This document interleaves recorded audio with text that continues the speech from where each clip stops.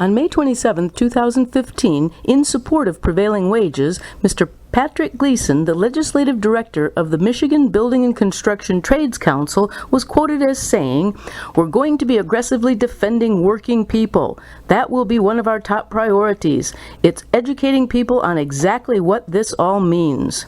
End quote.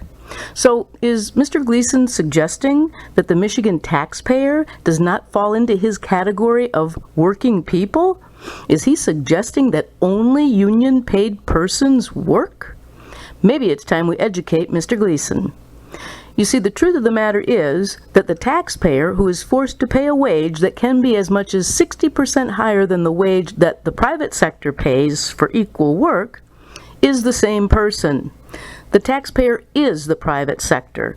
So, in more easy to comprehend but possibly more difficult to understand terms, the private sector taxpayer is forced by law to pay more for one person to do the same job that another person will do for a lower wage.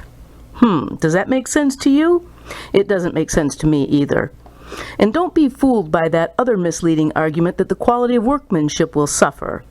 While still working my way through the definitions section of PA 166, I see that the legislators were all inclusive when they defined a construction mechanic to mean a skilled or unskilled mechanic, laborer, worker, helper, assistant, or apprentice. So, can somebody tell me that an unskilled mechanic, a laborer, a helper, or an assistant has definitively more qualification to earn a higher wage than, say, the owner of a fully accredited non-union construction company? I thought not.